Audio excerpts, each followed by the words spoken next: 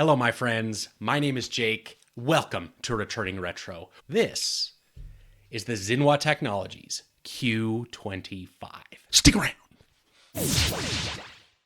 Before I go any further, I have to say these devices that I've received are proof of concept, prototype, test units. So some of the quirks that have already been reported in some other videos will not be present in the full production devices. In fact, many of them, even from the time some of those other videos and posts have been made until now, have already been fixed. And as I record this, I just was messaging with Zinwa not that long ago. Some of them are even being worked on in a new operating system update as I record this right now. So take this all with a very, very big level of understanding that this is a test device, this is a prototype, this is a proof of concept, but it is already so awesome. So let's jump right over to the tabletop. We're going to do some comparisons. I'm going to walk you through the device and let you know just how amazing the Q25 actually is. Let's do a size comparison. So for those of you that are familiar with the Classic, there she is. This is, in fact, one of the Q25 test units that I have. I apologize if it's a little bit blurry. We'll fix that in a minute, but I had to zoom out a little bit so I could put it next to my Clixel, which you can see here is more or less a behemoth.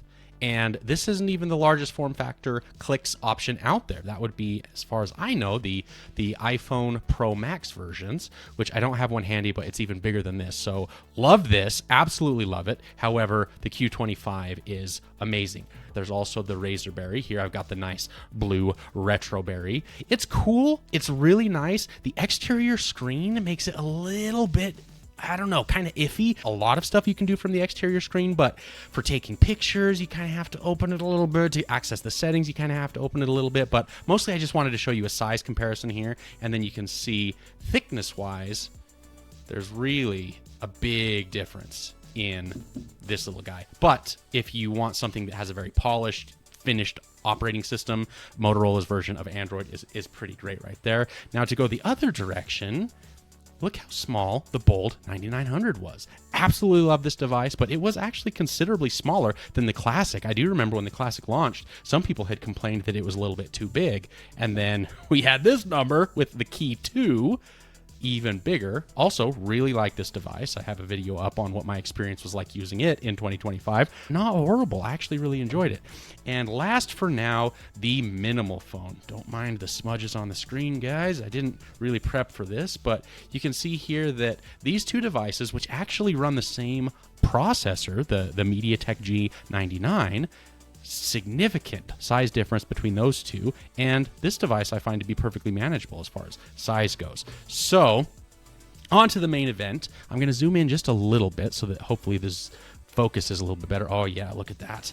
Okay, so this is the first test unit that I received, and it actually has quite a bit of differences between it and the second test unit that I received. And I went ahead and put different launchers on them so that you guys can kind of know what the difference was between the two. Here I've got Niagara, one of my all-time favorite launchers. Here I've got Nova in a different configuration. You can see my app drawer I have set up this way. And then whereas on Niagara, you access your apps just by scrolling through the alphabet over here. What I wanted to do, this device over here, the SD card slot doesn't work. The headphone jack works, but it's a little bit hit or miss. Whereas over on this more recent one, SD card slot works great. Headphone jack works great. Haven't had any issues with either of them. And so I've set them up both a little bit differently for testing purposes, just so that I could see some of the shortcomings that may exist from the operating system side so that I can send suggestions over to the good folks over at Zinwa Tech. So first, starting out here, let me show you this to give you an idea of just what it looks like running through this. I mean, this is Android 14, so this is going to look really, really familiar for people that have used Android over the last little while. It has all of the same menus. It has most of the same settings. You'll notice it has the proprietary DuraSpeed app that comes with all MediaTek chipset devices. But guys, this runs so smooth with the MediaTek processor on this device. I mean, I am blown away. I haven't been able to throw anything at it that it hasn't been able to handle. So on the newest operating system build, they call it, so the newest operating system update, it comes pre-packaged with an app called Keymapper. Now this is really cool because you can take the physical keyboard down here, the utility belt, and basically make it do whatever you want it to. And I've set that up, and I'll show you some of that a little bit later on. But to give you guys an idea of what this looks like, I have it set to the default resolution. If we jump into Instagram here, let me see if I can find a video where it shows you, okay, here it's kind of cut off a little bit. Now on the rooted device here, I have this app here called Resolution Changer, where if you open the app, we'll open it up, and I want to go down and let's see if I want to change it to this 720 by 1080. You'll notice it brings in some kind of letterboxing on the sides there. We're then going to go in and reopen Instagram just to make sure I've got it closed so it will reload with the proper aspect ratio. And now you can see it fits things much better. Now, again, this is something I asked Zinwa about, and he's going to try to implement this resolution changer into the actual OS itself so that you won't need to go in and give it root permission in order to do it. But I figured I'd show that so you can see it just, the resolution is a little bit weird on the 720 by 720 resolution, but also still very manageable. I mean, if you wanted to go in here and doom scroll, which I don't like going in here and doom scrolling, you would be able to do it with relative ease, maybe a little bit of getting used to it. So let's jump over into Brave. Now you may notice I have to double tap a couple of times to get things to work. They are still calibrating the screens so that they function a little bit more normally than they do currently. You get used to it and it's actually very, very usable. But yeah, I mean, I don't know what to show you here, guys. Everything is working fine there. I mean, all of your messaging apps work here. I'm actually going to bring over my other one over here to show you going over here. WhatsApp works fine. WeChat, which is what I use to keep in touch with Zinwa and the team, works fine. Telegram works fine. I use Proton. All of these work just fine. Discord, amazing. You'll see it boots relatively quickly. You can go see all the different servers that you're in. Yeah, it just works great. So let's go over to the Discord.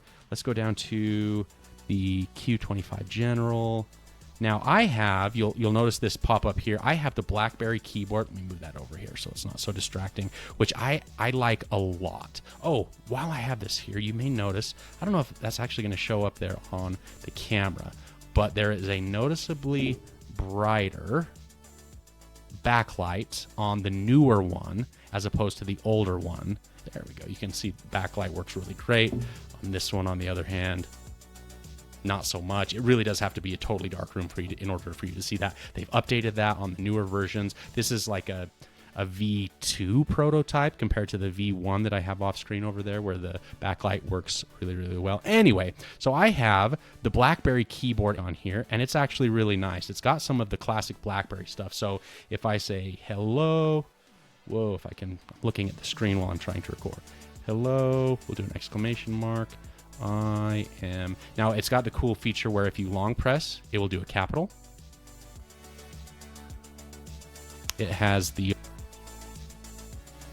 double tap space bar for period. Now with Key Mapper, I've come down here and remapped a couple of things. So the symbol button I have set to the control button, so I can do things like, you know, control copy. Let's see if highlight everything works. Yep, I just did control A, highlight everything, control C, control V a couple times. See, that's working right there. Another cool thing that you can do is if you hold shift and press up, you can select things with the trackpad, just like you would. Now, let's say you don't want to select things. You can just scroll on through. Kind of like the spacebar functionality on iOS or Gboard. You can move the cursor to where you need to make any edits. So I thought that was pretty cool. While we're at it, let's just go back to the home screen here real quick. Trackpad works. It works pretty well from Nova Launcher. It works okay from Niagara. But yeah, you can see here, even in the app drawer, you know, let's jump into an app. Works great. Spotify, great. Proton, great. So yeah, it works great. Now, once you go into apps, this is one thing where I'm not even going to show you because the trackpad functionality it varies wildly from app to app. I think this is another thing that they're going to need to further tweak. But the fact that it works very similar to what I remember on BB10, pretty fun. You can go through all of these here. Works great. Speaking of keyboard shortcuts, I have this programmed to be the meta button. which I can show you really quickly from this Clicks keyboard, is the search button.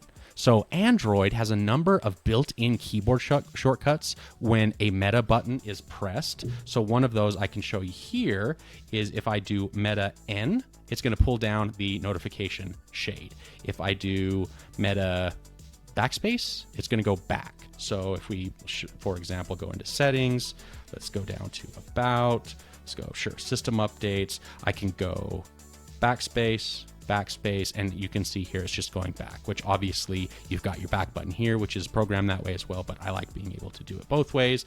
Meta enter takes you home. Let's see, if we go back into settings, meta E brings open your email, whatever your default email is. Meta I opens your settings. Let's see, meta S brings open your SMS app. What are some other ones? So yeah, I went ahead and remapped the left shift. The right shift is still just shift. So if I don't want to do the long press, I can do it that way. The key mapper is amazing to let you basically use this for whatever you want. Now you can also use Gboard if you want. I've also gone in and reprogrammed some of these. So for example, the end button, if you press it by default, it will go home. But if someone is calling you by default, if you pressed it, it would just go home. I've remapped it to where if an incoming call is happening and I press that, it will just reject the call. SD card slot works. I can show you that here. If I go into File Commander, let's go back home. Bam, you got your internal storage, 256 gigs. Let's see if I can zoom in a bit. There we go. 256 gigs. I also, my SD card that I put in was 256, so you can see all of that is there. The notification LED with the original one that was sent over, I haven't really gotten it to work at all, except for the charging. When you plug it into charge, it will show up. With this second one, it actually does work. So if I get an email that comes in, it will start to flash. If I get a Telegram message that comes in, it will blink blue constantly until I turn on the screen, at which point it will then stop. WhatsApp was similar, but it would only flash 7 or 8 times until I turned on the screen, at which point it would also flash again. As far as carrier compatibility, so I've tested both of these devices with both Google Fi and US Mobile. Google Fi was working okay. I had a couple of connectivity issues. I don't really know what that is. And eventually it couldn't connect at all. After using it for a couple of days, not really sure what's going on there, but I popped in a US Mobile SIM and it has worked great. You can see there, voice over LTE, it's got 4G. I've done some speed tests. Right now I'm down in my basement, so it's not great. It only shows 3 to 5 megabytes a second, but if I'm up in a clear signal area, it's going to be between 20 and 30 megabytes a second. So definitely no 5G speeds. Single speaker here on the bottom. They have also converted it to USB Type-C. So it's got some rapid charging. The speaker works great. It gets plenty loud. Headphone jack up at the top, like I had mentioned before, still works great.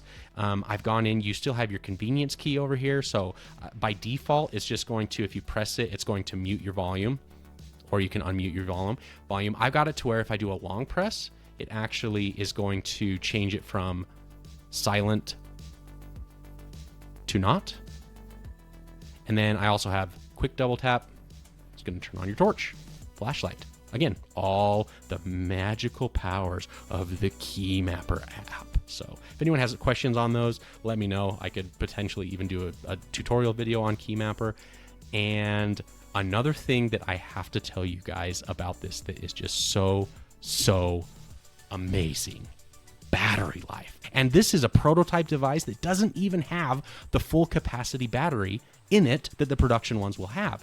I can easily get 2 days worth of pretty significant use on this. It's right now sitting at 38%, and I charged it the night before last on my nightstand. Like, it is so great. For those of you that don't use your devices very heavily, if you just put it in, as I've talked about on the channel before, what I call Jake mode, going in, removing all of the apps that you can, disabling any system apps that you don't need, and having your phone app, your texting app, a single messaging app, and maybe like Spotify or like an e-reader, you've just got your 4 apps. I could easily see this device, I haven't tested it yet, but I definitely will, lasting you 3 to 4 days without even worrying about recharging it. It really is that good. I'm not really going to go into cameras. They're still working on the software. I haven't found the picture quality to be terrible, but it certainly does not compare to a modern smartphone. It's just not there. I would say it's probably a leg up on the original cameras that were in the Classic itself. And somehow I have found the 8 megapixel, I think it is, selfie camera to produce better results than the 50 megapixel rear-facing camera, but all of that can be fixed with software tweaking. So guys, I have rambled on long enough. What would you like to know about the Q25 that I'm sure have forgotten to cover? But please do let me know other things you would like to know about this device. This is very, very much a first impressions, initial thoughts video with these prototypes here.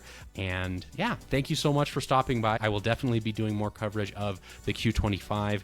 I will also mention there is going to be a wonderful, wonderful continuation of the QWERTY renaissance that was really ushered in with the likes of clicks, and we're going to be covering all of it that we can here on Returning Retro, where we talk about the retro tech, the vintage tech, but especially purpose-built, intentional tech that the QWERTY form factor, I think, is an excellent example of. So stick around, guys. More to come. Thanks so much for being here. We'll talk to you again soon.